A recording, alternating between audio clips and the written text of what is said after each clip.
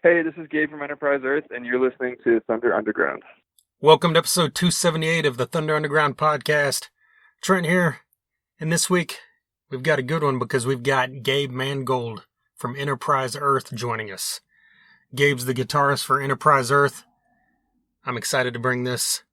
You know, we've been doing this for over 5 years, Jason and I, and we've had a lot of hard rock bands, a lot of heavy metal bands, but when it comes to the really truly heavy bands, whether it be death metal, grindcore, black metal, whatever it may be, we've had some, but they've been a lot less. So I'm very happy to have Enterprise Earth represented here this week.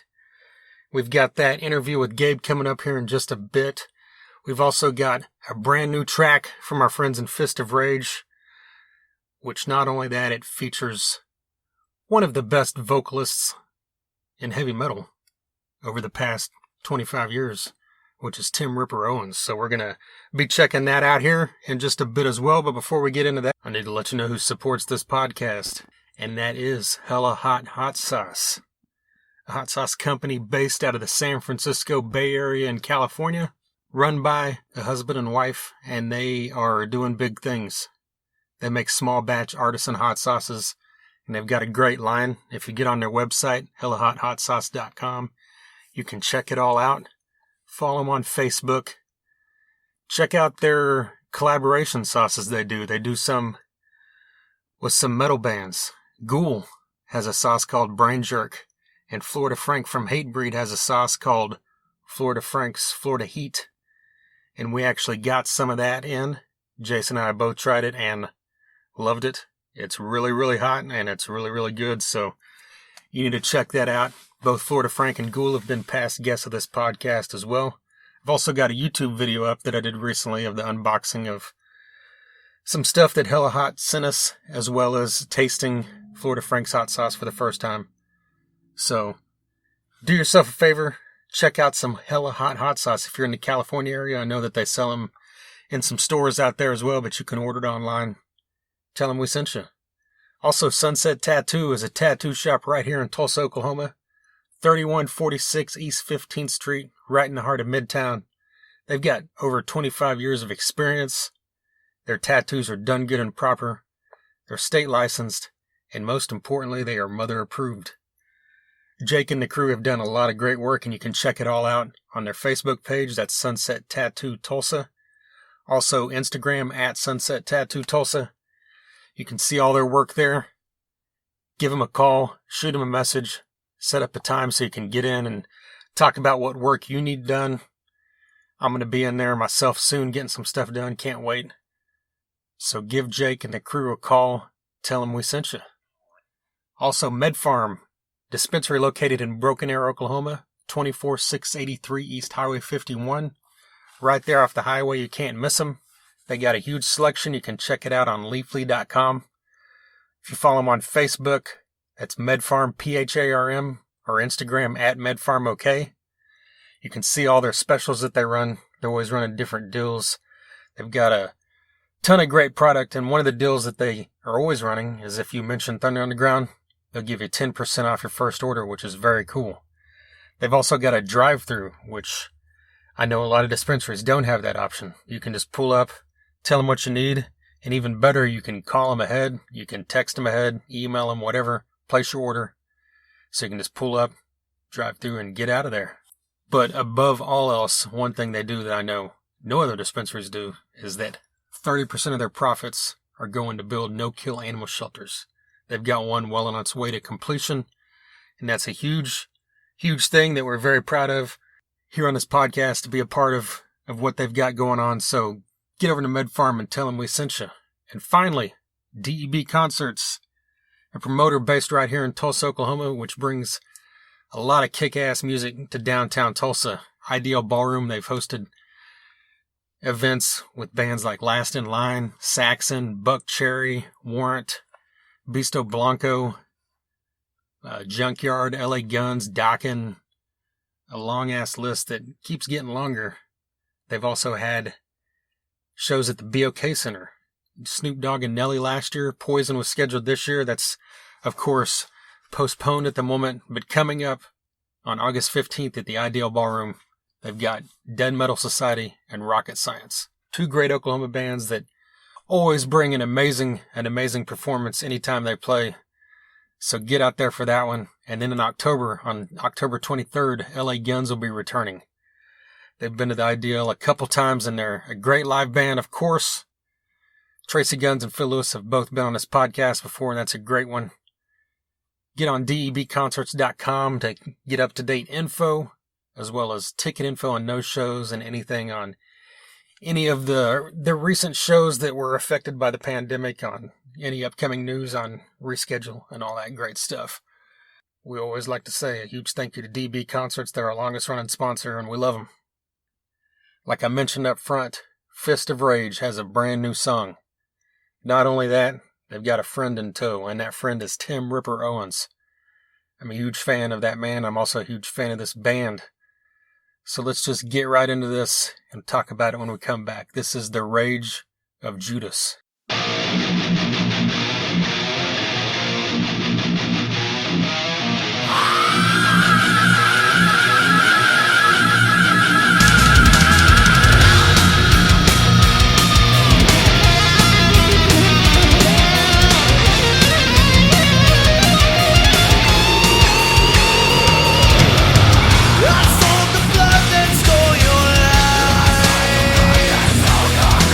Yeah, but the matter is the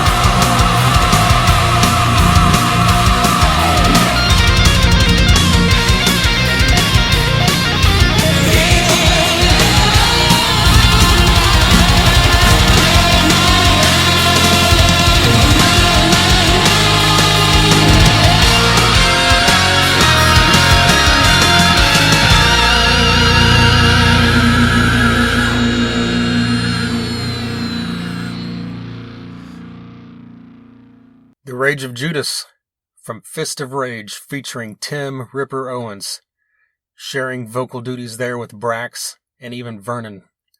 Man, that's some great stuff.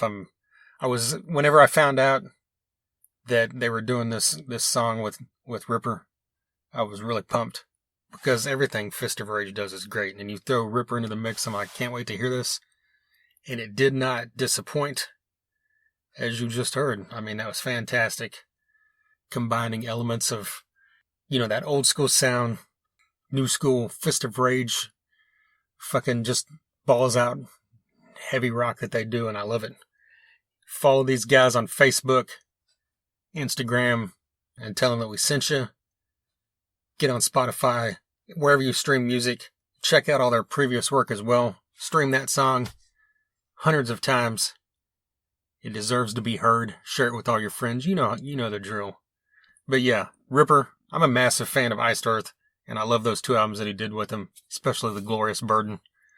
So just to have him singing on a song with this band that, has been a long time, supporter of this podcast, as well as being on it, friends with everybody in this band. They've had, I think, twice now, the full band has been on the podcast.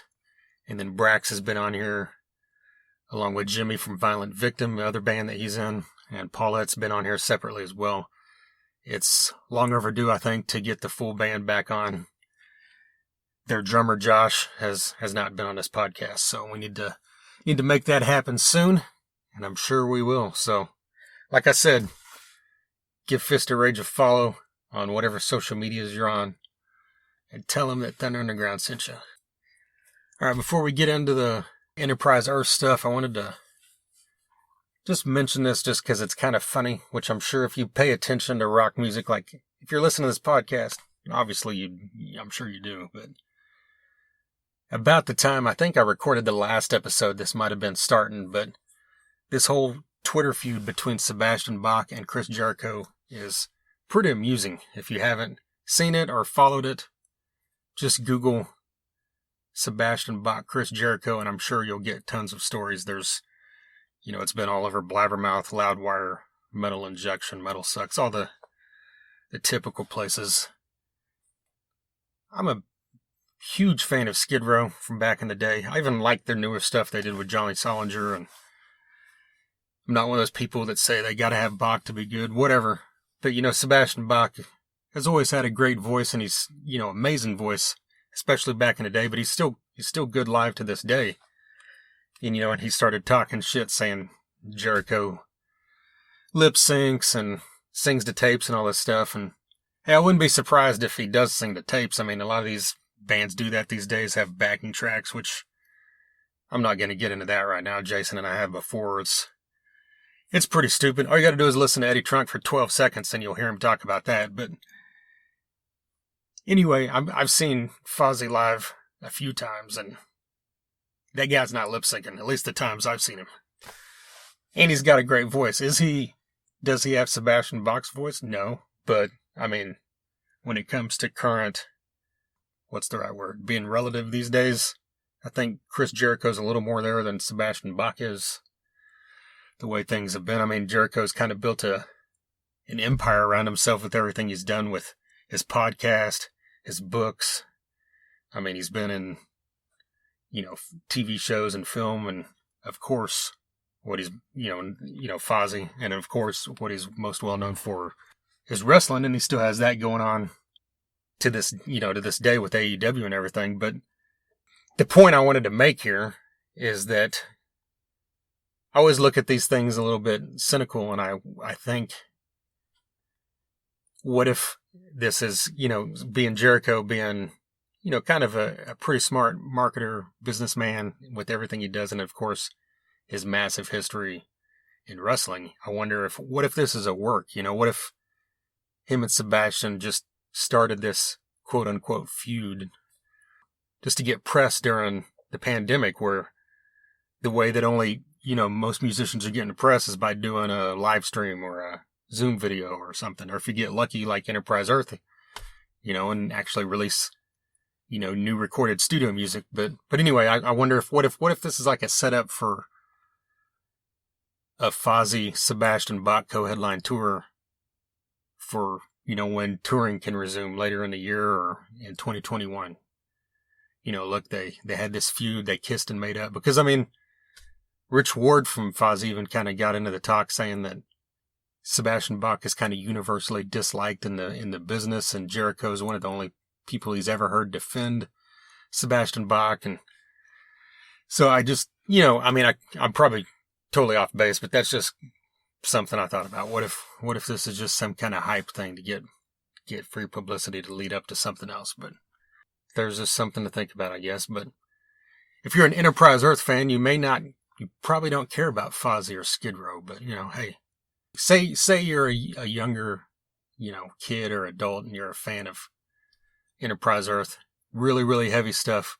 I know that neither of those bands are close in that heaviness, but seriously, give Skid Row's first 2 albums a chance, especially the second one, Slave to the Grind. It's a little bit heavier. And even their third one, Subhuman Race, is great too, but that second album, Slave to the Grind, is just, it's just somewhere between hard rock and heavy metal, and it's just a masterpiece of that era, in my opinion. But anyway, there's another tangent for you. But let's talk about what we're here to talk about, which is Enterprise Earth. Gabe Mangold, the guitarist, joined me here. I recorded this with him back in early July. So just probably about 3 weeks ago. And just a couple weeks before that, in mid-June, is when they released the Foundation of Bones EP. And this is a great EP that, that they put out. If you haven't heard it, check it out. They've got a couple covers, a couple new songs. There's 3 new tracks, but one of them is an instrumental of Foundation of Bones. And Foundation of Bones is a brand new song. And the cool thing about this EP is that, like I mentioned here a minute ago, is that most bands are putting out, whether it be a Zoom video or a live stream or whatever, you've seen a few bands put out studio recordings, but it's kind of, fewer and far between. They're releasing something that they recorded earlier or whatever. Like you'll hear about here coming up this interview, all this was recorded after the pandemic started, which is cool to hear. I guess rather than keep rambling about that, let's just hear what Gabe has to say about it himself. So here's Gabe Mangold from Enterprise Earth.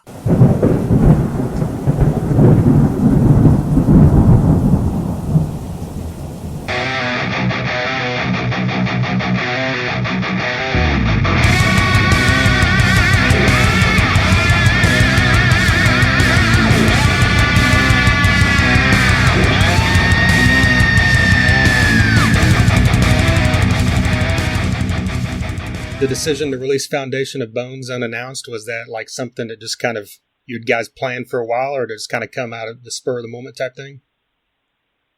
Yeah, the whole thing was very spur of the moment, from the decision to do the EP to self-produce it to do like a shadow release, because we came back from canceled tours and whatnot, and weren't really sure what to do, but we had a handful of demos that we've been sitting on for a good year, and we're like, yeah, fuck it, let's just do an EP, and yeah, we'll make it a surprise. Not gonna make a huge deal out of it or anything like that, but yeah, it was all very spur of the moment and like totally organic, and yeah, it was also a lot of fun along that whole process as well.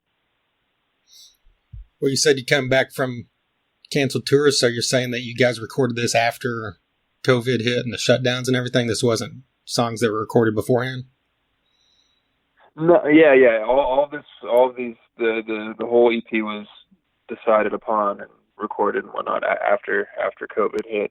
The song, the original song itself, we had demoed for about a year, but we had planned on putting it on the next album. But when we kind of conceived this EP idea, we were like, yeah, we'll take that one, and we had the idea to do a couple covers too, decided on those, and just kind of put it all together like that.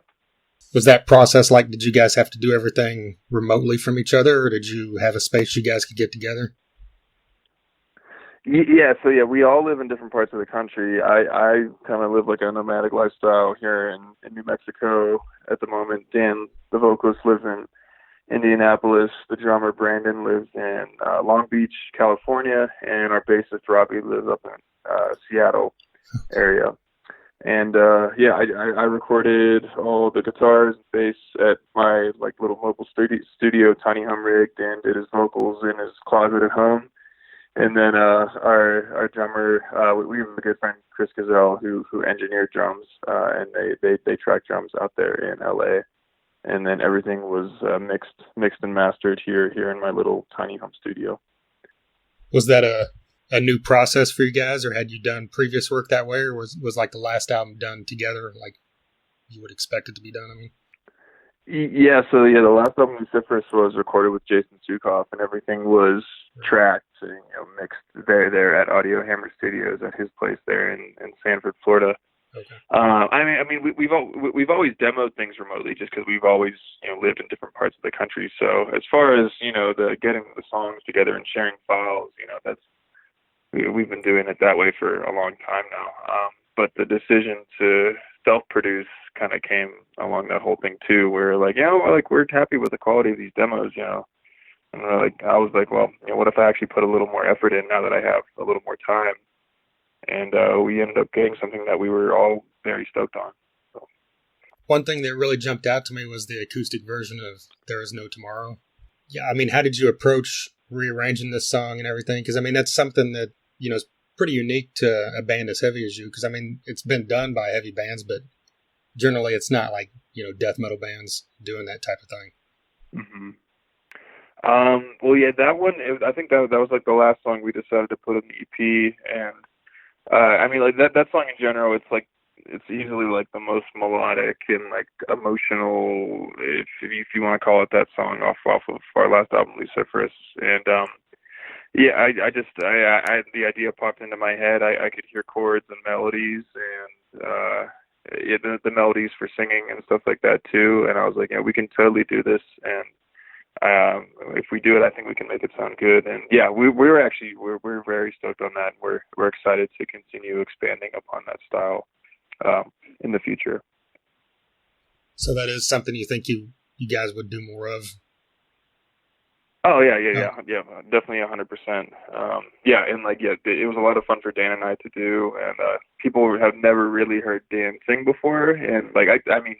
I've known Dan has had a good singing voice for a long time now. It's just I guess the moment hasn't been right for him to kind of show it to the world, if you will. And yeah, this seemed like the perfect opportunity. And yeah, we're very excited to do more of those things, acoustic things, in the future. Have you had feedback in the last couple weeks from fans on that? Yeah, it's actually been great because the feedback's been awesome. Because we were expecting, we were hoping to surprise people in the best possible way with that one. And yeah, so far, majority of the feedback, if not all the feedback I've seen for that one from the fans, has been like a general, like, wow, that was a pleasant surprise kind of feedback. So yeah. Well, was the idea to cover Lamb of God like one of you, or is the whole band as a collective fans of the band? Yeah, we're all big fans of Lamb of God. Ashes of the Wake is like one of Dan's and I's favorite metal records.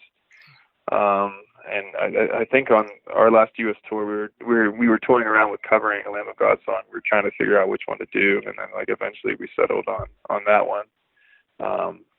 I'm not sure why we settled on it. I think maybe part of it was that I was like, oh, we can take the last breakdown and drop it down an octave to the 8 strings and make it uber heavy or some shit like that. But yeah, it was a lot of fun to do that one. Have you heard the new album from Lamb of God? Yeah.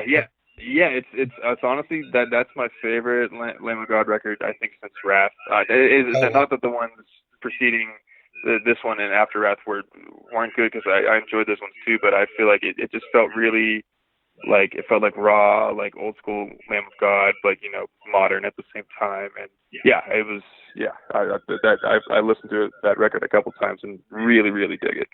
It's great. That's cool. Yeah. I really loved the last album. I know a lot of people were kind of split on that, but yeah, this new one's kind of a return to form, I think. Mm-hmm. Yeah, no, it's fantastic. Yeah. Well, you mentioned self-producing this EP. Was that something that was obviously done out of necessity because of the pandemic? I guess not. It wasn't entirely necessity because yeah, we could have easily sent our files to a producer and had someone mix it and stuff like that. And we did have a backup plan in case I wasn't able to get the job done. But it was once the idea kind of got out there that hey, like we're gonna go for it. I don't know, like I really wanted to get it done because like as a band. And as a songwriter, musician, like it helps me feel a lot more connected to the song whenever, whenever we're at the range, like kind of the whole way. And aside from that, from a business end, it allows us to save a lot of money because going to a producer is one of the biggest expenses a band has these days. Yeah. And thank the universe for all of the incredible virtual technology we have with like digital plugins and analog to digital software and stuff like that. It makes it so you can make a quote unquote professional album, professional sounding album from your bedroom. Yeah. These days. I mean, is it like a collective band production thing, or is it is it you? Do any of you guys have experience in the past of production? I mean, yeah. So I did all of the mixing and mastering on this one. Okay. Everyone did their own, like as far as instrumentation, like Dan produced his own vocals at home, but I did all the mixing and stuff. Same thing with the drums. Okay. And I've been doing demos, for everything I've written for I don't know how many years now, and I never really took it too seriously because I was like, oh, I can make a decent sounding demo, but I don't really have an interest in like doing a full-blown mix. And then when the opportunity presented itself, I was like, I'm going to go for it. I feel like I can do it. And here we are. So was that experience great enough that you think you guys will continue doing that in the future? Yeah, we have decided to self-produce the next LP, and we'll be self-producing everything ourselves going forward. And like that, that's not to say that we won't work with a producer again or collaborate with people again, because collaborations are fantastic. I love doing that. But it definitely gave us a lot more confidence that, hey, we can do things. We can do this on our own, and we can become more self-sufficient as a band and as a business from that. Yeah. Speaking of the next album, is that something that's already being worked on, or is it just in the beginning stages?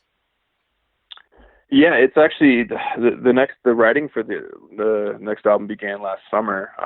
So we have a bunch of demos going. I would say it's about 80 to 85% already written as far as the instrumentation goes. And I'll be taking some time here coming up soon to hopefully wrap all that up.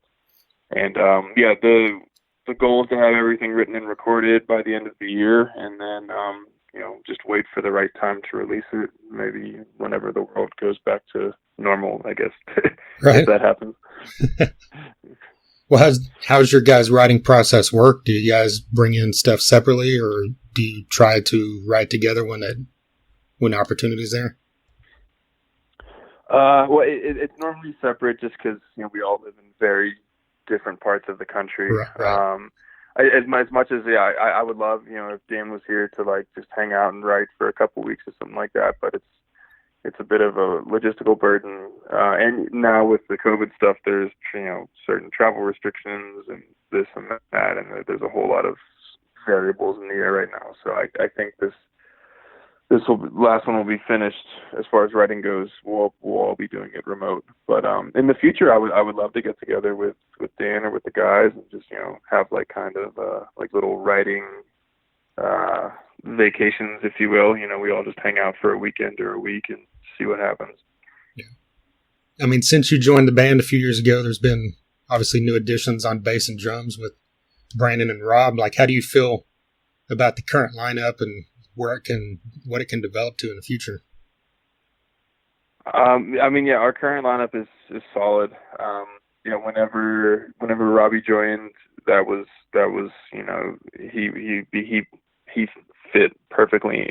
He fit perfectly into the band, and that was huge. And then whenever Brandon joined, that kind of felt like Well, I hope it was the last piece of the puzzle as far as the members go, because the band has had a lot of member changes up until about a year and a half ago. But yeah, we all feel really solid with the lineup. We're all vibing and gelling together really well. So I'm very excited for our future. Well, this is probably something you've been asked a ton, but like, what are your thoughts going into next year or even later this year, however it works, as far as playing live shows with everything going on? Are you worried about it, or are you ready to get back out there? Dude, I've been ready to get back out there ever since I got home back in March. But it's I'm sure most touring musicians are probably chomping at the bit as well. It's not yeah, part of it's an income thing, because we musicians of our level, the majority of our income comes from touring, but it's what we do, and we love playing shows, we love touring, and hanging out with fans and stuff. And yeah, it's a bummer, because it's a big part of our lives that is now not there, and not even for us playing shows, but like going to shows, just seeing live music. The world is very quiet right now, and it's a big bummer. Yeah, have you guys like talked about doing anything, like a lot of people are doing all the virtual stuff and getting together to do anything like that? I mean, again, if we were all fortunate enough to live in the same part of the world, I'm sure we could do a virtual concert. And yeah, we toyed around with like doing like live streams, like performances of vocals or guitars. But it's great that bands are doing that, to stay active and busy. But it's just not the same. It's like other virtual concerts that I've tuned into. I was like, well, yeah, this is great. I love that the artist is doing this, but like the energy just isn't there. It's I don't know. It just doesn't feel the same, and it doesn't get me as excited as if I was actually attending like a real live show. So I really hope shows can come back, at least in hopefully a small fashion, by the end of the year. Yeah. Yeah, I get what you're saying, especially from heavier bands. It's like when you watch someone set down acoustic, it feels different. It feels like that's the way that's supposed to be. But if you see like a rock band or a heavy metal band performing to an empty room and you're watching it on a computer, it doesn't have the same feel at all. Yeah, it's like, how am I supposed to mosh with my keyboard? It doesn't it doesn't work. It doesn't work that way. So I think the coolest quarantine performance I did see, I don't know if you saw it or heard about it, but whenever Travis Scott did that Fortnite performance where he was like in the video game doing a performance, that shit was wild. That was probably the coolest thing I've seen, and I was like, yep, that no one's gonna top that. Like, Travis Scott wins. Like, no one's topping that quarantine performance at all. Like, so. Yeah, I have to look that up. Yeah, it was honestly so sick. Like, the whole time, I think he did like 3 songs, and he was like, this giant Travis Scott inside of the video game. But it was so sick. Like, it was awesome. Yeah. Well, since March, like, how have you been spending your time on a personal level? So aside from doing the EP production and all that, I currently reside and work here in Taos, New Mexico. It's like a little mountain town in northern New Mexico. I work at this place called Hotel Luna Mystica. It's like a vintage trailer hotel and campground. And, I also worked here last summer. And then whenever COVID struck, I hit up my old boss and friend who's the manager here, and he was like, yeah, I have some work for you. Just come on down. So fortunately, I've been able to have a job here, while everything's been down music-wise. But yeah, we've just been working and enjoying the spring and summer here. This is a gorgeous part of the world in New Mexico, so I really like it out here. Awesome, man. Well, thank you for taking the time with me today. Yeah, of course. Yeah, thanks for having me do it. I appreciate it. There you go, Gabe Mangold from Enterprise Earth. A huge thank you to Liz from Earsplit PR for her continued support of this podcast. And of course, a massive thank you to Gabe for taking some time out there to talk about everything that Enterprise Earth has going on. Like I mentioned up front, and like you heard there in that that talk with Gabe. Foundation of Bones came out in mid-June. It was a surprise, unannounced drop that they did on that, and it was pretty cool. It's got, the title track, Foundation of Bones, is a brand new song. There's also an instrumental version of that. They do this acoustic version of There Is No Tomorrow, which is fantastic. You got to check this out. And of course, like we talked about in there, the Now You've Got Something to Die For Lamb of God cover as well. So dig into this thing if you haven't. Dig into their back catalog. And of course, I'm looking forward to see what they've got coming up on this next album that is in the works. But if this is your first time listening and you're a Enterprise Earth fan, I mean, we've had some heavy stuff on here. We've had on Trevor from the Black Dahlia Murder. Gumby and Tony from Battlecross have both been on here, I think, 4 times total. We've had on Jimmy Bauer from I Hate God and Superjoint, and of course Down. We've had on Kirk Winstein from Crowbar and Down. We've had, Phil Anselmo from Pantera and Superjoint was on this podcast for like 30 seconds during that Jimmy Bauer interview. Also had on Steven from Superjoint and Phil Anselmo and the Illegals. We've had on guys, Tommy Victor from Prong, guys from Seven Dust, Corrosion of Conformity, Prong, White Zombie, Avatar, Insight, Testament, Megadeth, Death Angel, Toxic Holocaust. Hell, we've had on, if you like your classic rock or your hard rock, Guns N' Roses, Kiss. Gene Simmons has been on here. Tesla, Vivian Campbell from Def Leppard, Dio. The list is pretty damn long, so just dig through it all, check it out. You can listen to us on SoundCloud, iTunes, Google Music, pretty much most anywhere podcasts are heard. Pull up thethunderunderground.com. You can listen to us on there as well. All our socials are on there, so click on those and follow and like us. And YouTube, at The Thunder Underground. Subscribe to us there. There's a lot of stuff that is not on the podcast. Like I mentioned, I've got that unboxing and tasting video of the Florida Frank Florida Heat hot sauce from Hella Hot Hot Sauce, as well as some other reviews and reactions and stuff that Jason and I have done to the last few years. And we'll have more of that as well coming up here in the coming months as well. Also on the website, we've got merch, t-shirts, koozies, shot glasses, stickers, magnets, all that kind of stuff. So shoot us an email at thethunderunderground@gmail.com or message us on one of the social medias. And if you got any questions or like what you heard or didn't like what you hear, whatever, just let us know what's up. Comment. That's one of the big things I always like to point out is that when it comes to Facebook and Twitter and Instagram and all that stuff, you don't have to buy stuff to support us or other people or other musicians. If you like, share, comment, all those things greatly help because that's how the algorithms on these social medias work. The more comments, the more likes, the more shares something gets, the more it gets out there. So the more exposure we get. Same goes for any band you like. Especially during this pandemic, when a band can't be out there touring and making money on merch that way, you need to get on Enterprise Earth's website and buy some merch. Download Foundation of Bones and pay for it digitally, whatever, it helps. Or just get on YouTube or Spotify and cue it up like 500 times before you go to bed and just hit play, because that helps too. It takes a couple hundred or a few hundred streams on some of those things to make a buck. So, hey, anything you can do can help.